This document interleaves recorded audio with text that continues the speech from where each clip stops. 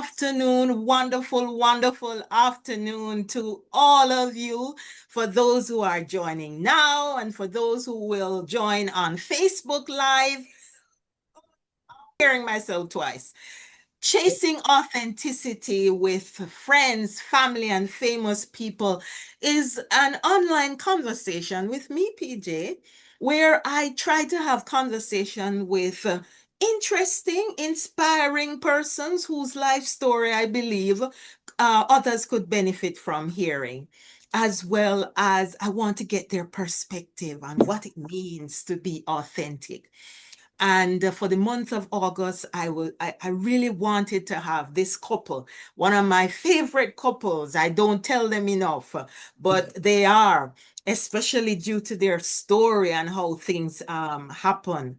So embracing authenticity, I call their story a journey of purpose and integrity. So welcome for those who are watching. I believe that in a world often, marred by all sorts of masks that people put on and representatives that people put out there, true authenticity really shines through, especially in couples where they come together and decide that they are going to become one, a new, I would suppose, a new representative of both of them. And so this couple, I believe, is doing that and more. So welcome again to Rodger and Janet Spence. They are family, they are friends, they are famous people to me. I mean, they have so much following on Facebook and all the other people who just visit their lives since I've known them. So I really appreciate you guys for coming on. So, who would have thought that after just 6 weeks of knowing someone, that another person's life could be changed beautifully? That's Janet and Rodger's story. They say in everything they put God first. And when God is there, there's nothing to worry about. I'm going to ask them to say a little bit more about, how they did this in 6 weeks. And Rodger, I want you to tell me the real truth, if you did have little hesitation, but you never want to tell Janet, I want to hear the He real did. truth. I think he did. But if even so, how you do? Welcome again. Tell me how Jersey is. I'm in Jamaica. You're in New Jersey. Tell us about that as well as anybody you want to heal up before you start, and then let's go into what the 6 weeks thing was really about. Tell us the real truth.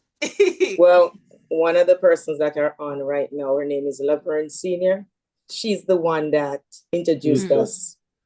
I met Wonderful. Laverne from working at a retirement home.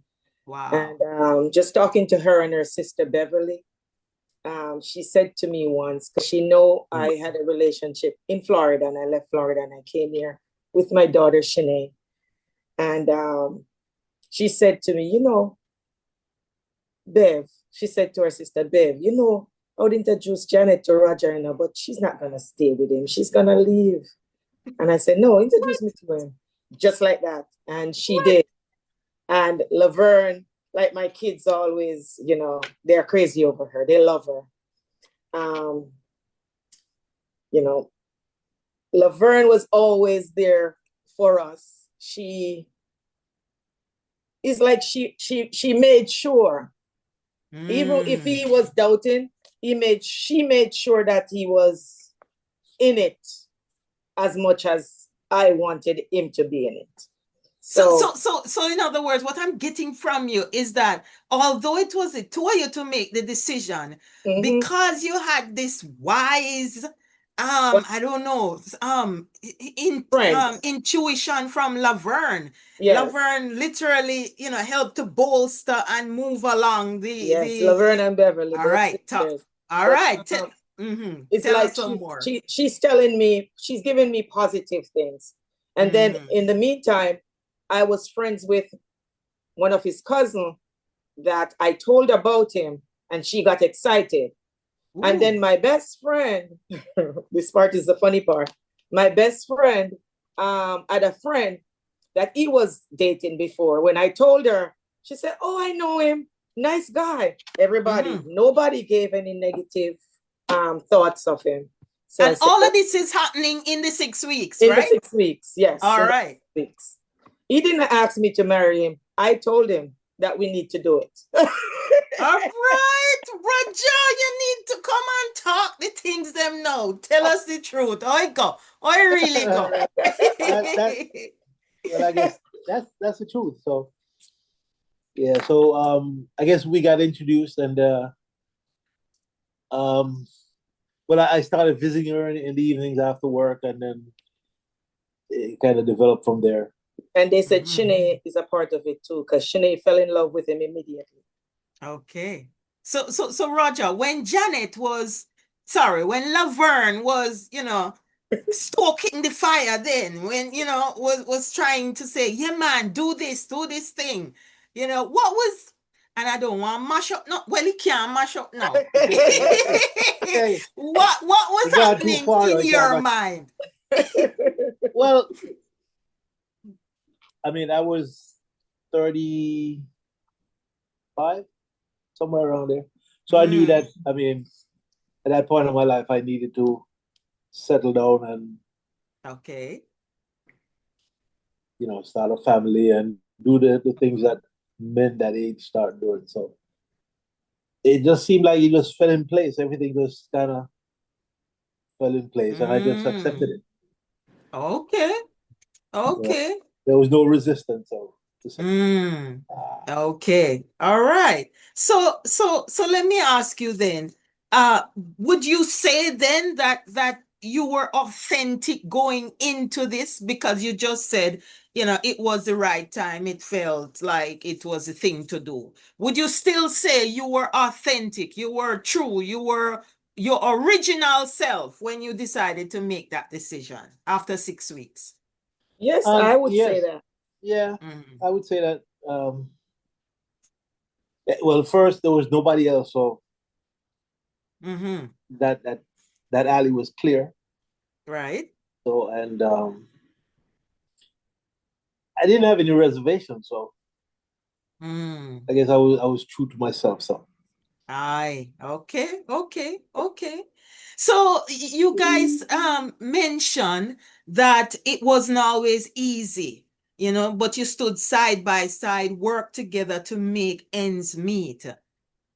Talk to us a little bit about that, and tell us the real, as Jamaicans would say, the levity about a situation like that, where it's not always easy, and then it's 6 weeks. It's a 6 weeks thing. This, talk to us about that. Well, after the 6 weeks, we got married. Didn't know where he lived when I got married to him. I went to where he lived the night we got married. That's when I knew where he lived. Okay. All right. So we went there. I brought Shanae. I think 2 days later, Shanae came.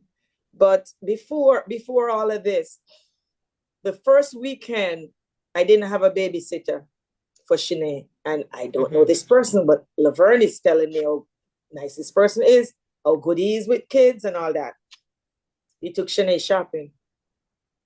Took Shanae shopping for toys, and Shanae, got excited of this. But moving to when we got married and when I moved in, we brought Shanae in, and then afterward, we eventually moved from that place. Couple months later, I moved to Hackensack on Essex Street where we were living. And later on, when I got pregnant with Danielle, I couldn't work. So it was just him. I was sick, very sick, couldn't do much.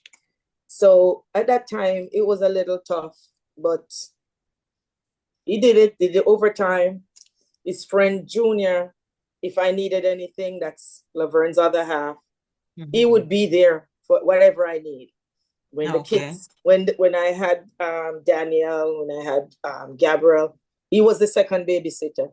So we all could work, and we all made schedule around each other's schedule. So I could go back to work, and then we were able to move from where we were because the place got too small for us.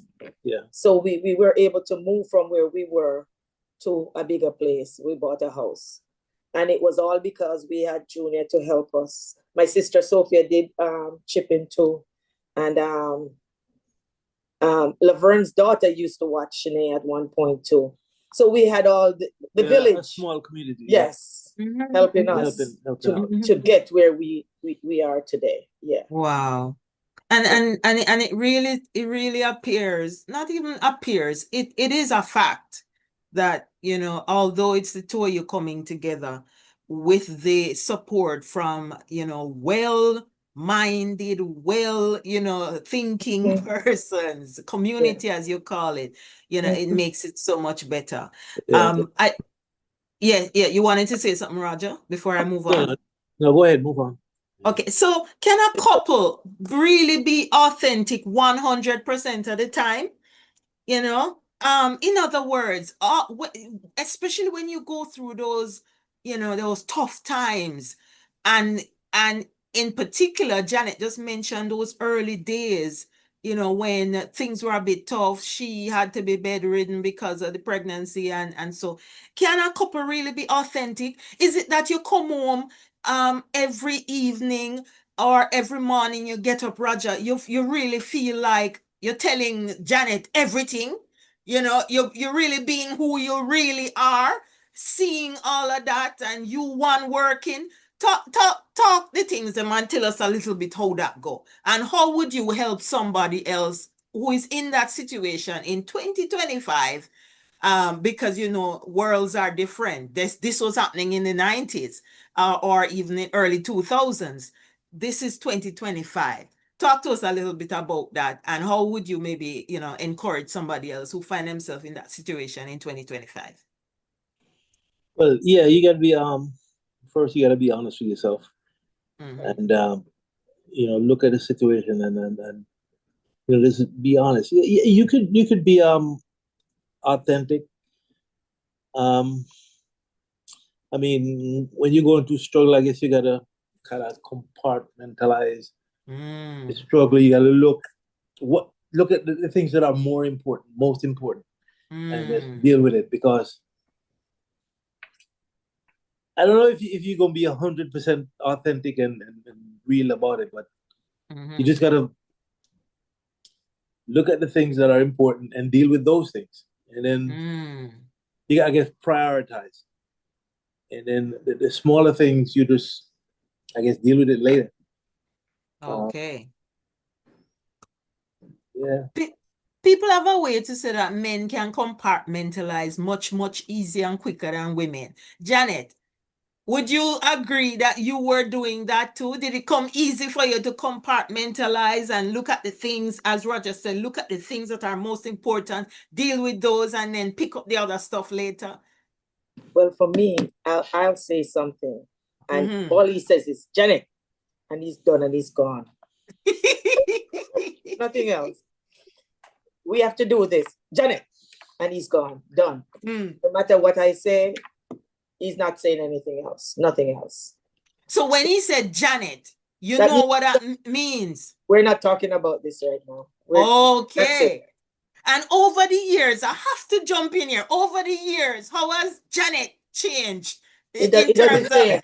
It doesn't change. It happened this week. It doesn't change. I guess it's real. That's me. I'm not gonna change. And I'm too old to change. And in same way, I don't want to change her. Yeah, we're different, and sometimes that's a good thing. Yes, you know, to be different, to have opposing views, and you know. But that's me, and she's who she is, and I don't want to change her. I don't want her to try to change me. The kids, like this morning, I was talking to Gabby, and Gabby said, "I never hear you guys argue, but maybe you argue in the bedroom." I said, "No, everything you hear, it's out there." I will argue, but you won't answer. I'll say something, but you won't answer. You'll just walk away, or just shut down and say nothing. So how was that allowed you?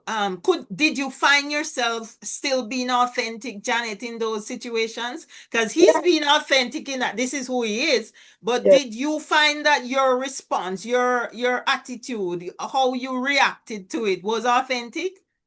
Well, for me, when I do that and he says nothing, it's just like I forget about it tomorrow, and then a couple of days I say, oh, he didn't say anything, and but it's like it just passed by. So the kids would say, "You spoil daddy." That's what they say. Yeah. Everything he does, they say, "Oh, you spoil daddy." So Janet, tell me something, and for other women who may be listening and in a relationship like that in 2025. We talk about women, being stronger now, being more opinionated, being more, wanting to be authentic and real. And so they're going to tell you, or we're going to tell others what we really feel and how we feel. What is it that made you, I would say, accepted Janet and know what that meant and accepted that even though maybe you wanted to have the conversation throughout the years to the point where the kids would now say, "You spoiled daddy." How did that? Tell me, what was your process? Is it that you just decided to accept it? Is it that you loved him so much it was all love in your eye and in your heart? What was it really that made that work? Because it obviously worked, because for the kids to end up saying you're spoiled daddy and you didn't explode one day to this day. Tell us No, a little bit. I think it's love, just loving someone. I was in a relationship before that got toxic. So, loving someone and someone respecting you, it really changed Okay. me not continuing with arguing. Not, you say something, and sometimes I'll just laugh, but sometimes I want him to answer.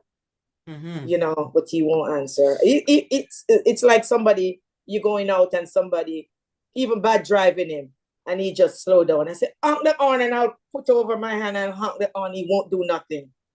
And even the kids will say, honk the horn, daddy, and he won't do nothing. He just drive. Oh, it's okay. No, but Janet will say something. He won't say nothing. That's the way. Okay. Yeah. Well, I've accepted it. Yes. That's my personality, and I just deal with life that way.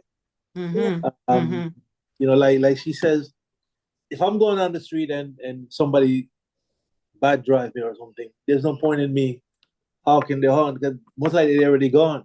I guess honking the horn is satisfying yourself. I'm satisfying myself. I'm reaching over and I'm doing it. He's not.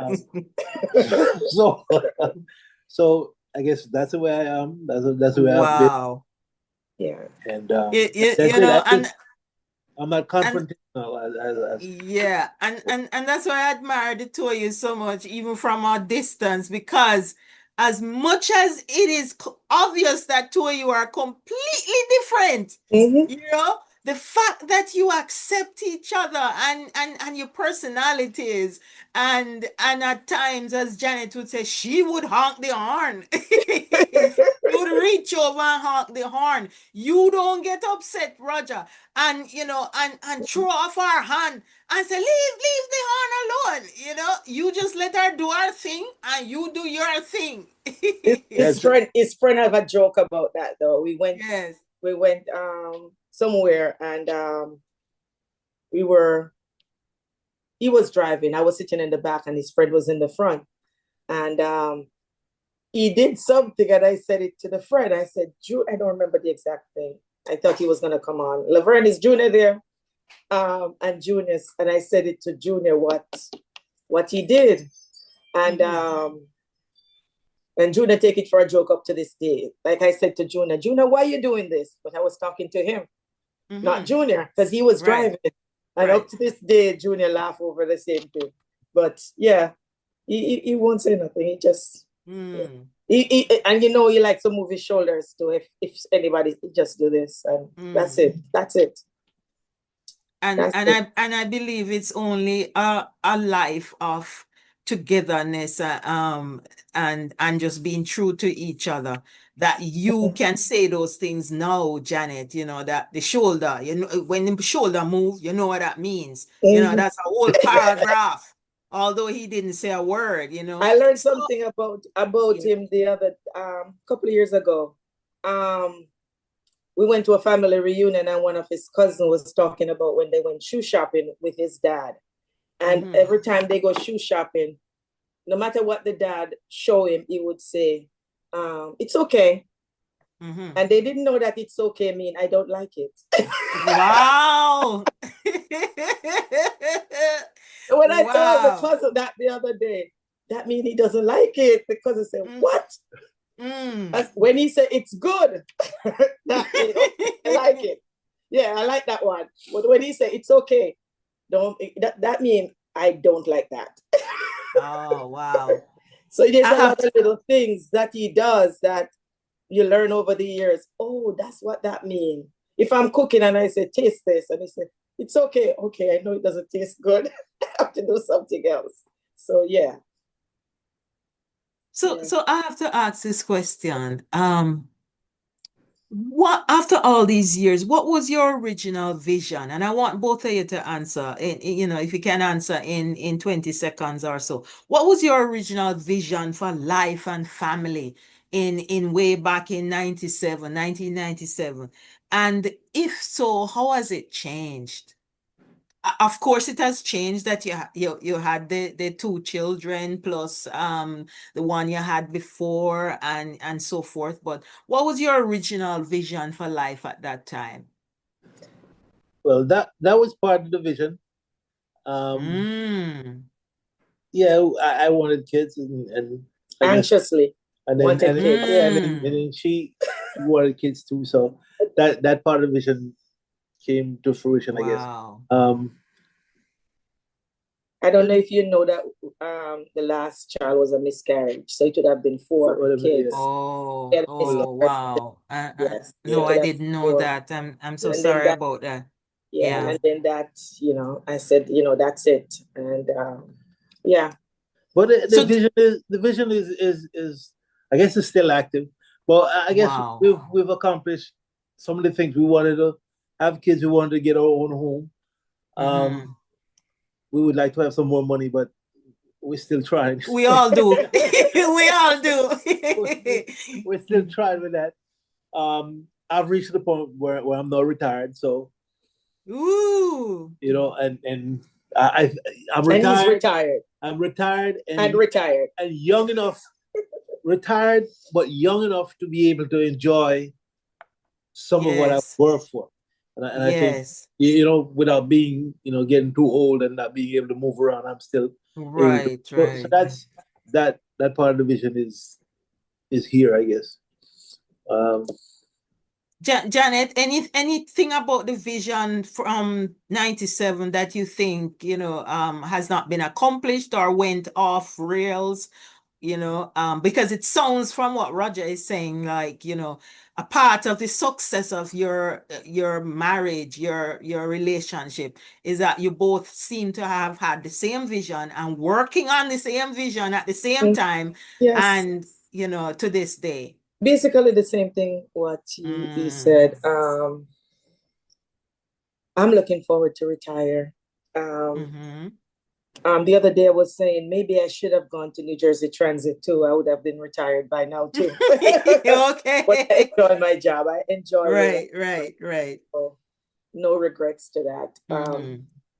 Yes, we basically, you know, would like to have some more money, but you know, you never know. Something might, you know, something might show up later on in life. Okay. I guess as you get older, you realize,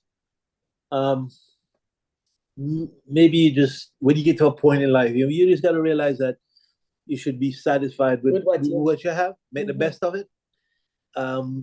If you're in a bad situation, we're not that bad off. We're okay. We, you know. Yeah. And we As like they to would say, thank, count your blessings.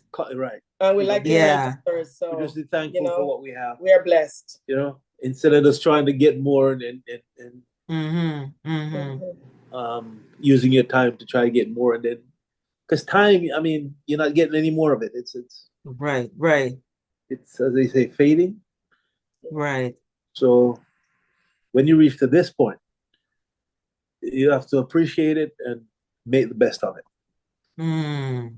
Because you know, I see people around me who are older than I am and still working, and I'm saying to myself, what's going to happen when they're 70 or 75?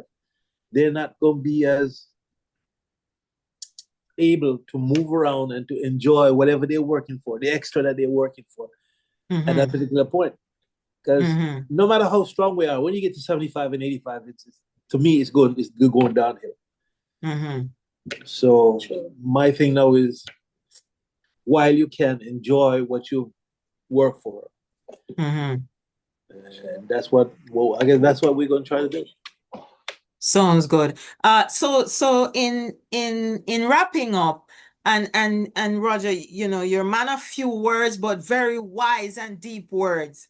Both of you, in wrapping up, what one advice would you give to, you know, persons that are, you know, whether looking to go into a marriage, or persons that are married for maybe less than 3 years?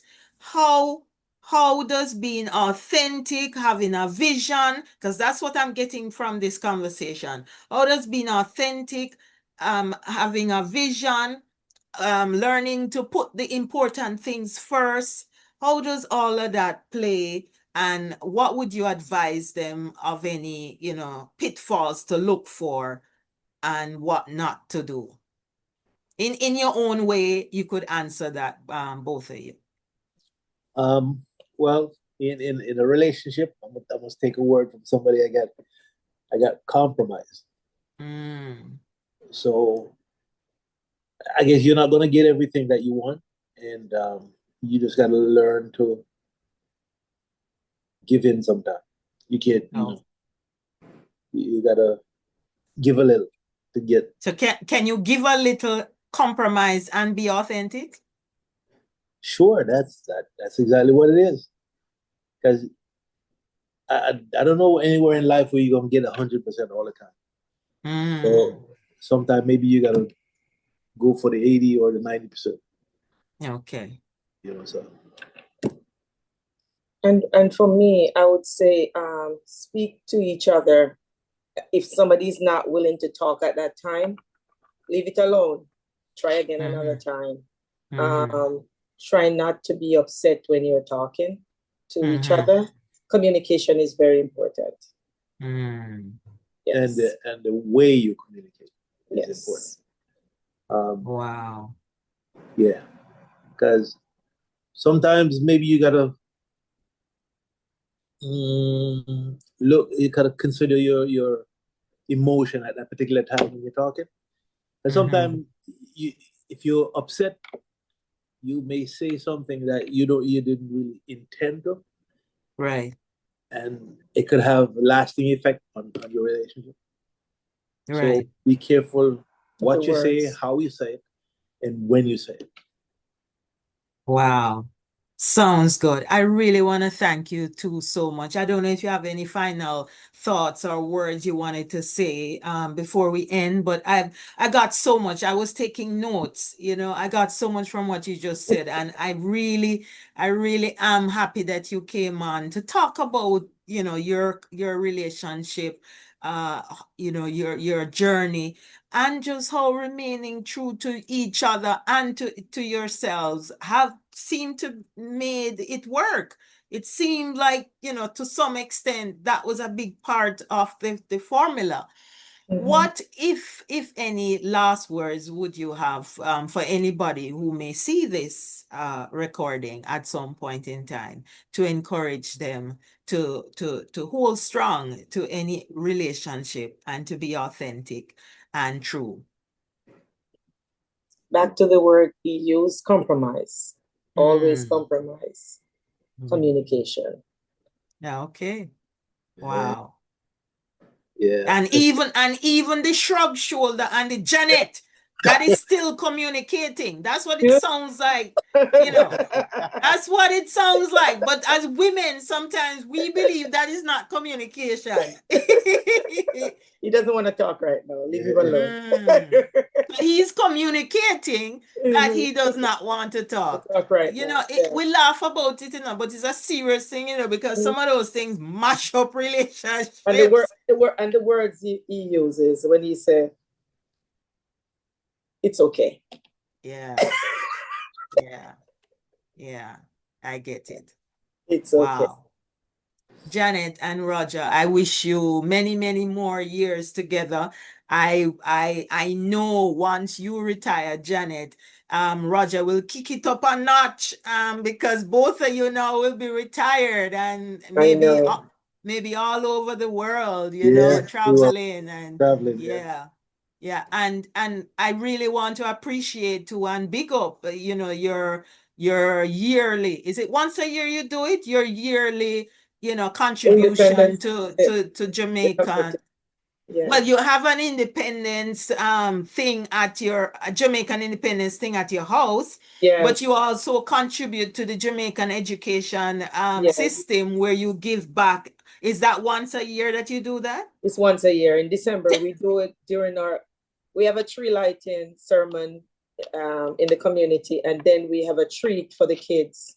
And during the treat, we give the school supplies. Tell us a little bit about where that happens. It happens in Owl's Content. It's in Clarendon, close to Yorktown. What happened is this was going on for years, the treat, but not the school supplies. So 3 years ago, Danielle, my second child, she said to me, "We are always celebrating American independence, and you never celebrate Jamaican independence. We should have Independence Day celebration every year." And I say, "Okay. And I'll help you only if you let me collect some school supplies and bring back to the community." That is so I was only thinking of doing it the first year. And she said, "Okay." And we collect school supplies. We went to Jamaica and we distributed. Rodger has been here from, what year did you come in? 1977. 1977, and it was his first Christmas in Jamaica in 2023. Never went back to Jamaica. So we were excited going. So we went back 2024. And we did the Independence Day celebration again, and we collected even more supplies. Oh, that is so We good. collected so much. But then we got knocked in Jamaica. They charge us so much because they said we're going to sell it. But it's okay. We went and we distributed it. And the kids, it was different 2024 because it was so much more organized. Because the first year we just went and just joined with them and did what they did. But the kids, and a cousin of mine that's in Jamaica, she's a teacher, they all come together and then kind of arrange, we're going to do this. So everybody's going to get. So we had 160 something kids that registered. Wow. And every one of them got supplies. Every one of the kids, they got something. And then we even had extra that we did games and they won different things. And, so everybody was happy. Yeah, some of them got cash too. There was some cash giveaway. Yeah, whatever cash that was left over, I gave the cash to different family. We asked questions and who have 5 kids, who have, and then we gave the cash that we had left over. So yeah. So this is something that as a family, as a couple, as a Spences, you are committed to continuing to support Jamaica and its education system, in particular the children, to give back to them. Are you going to continue doing it every December? So I'm sending the stuff down December. Yeah, we might not be there this December. We might not be there. But the supplies will be going down. Yes. Wow. Well, thank you for doing that, on behalf of the children in Clarendon.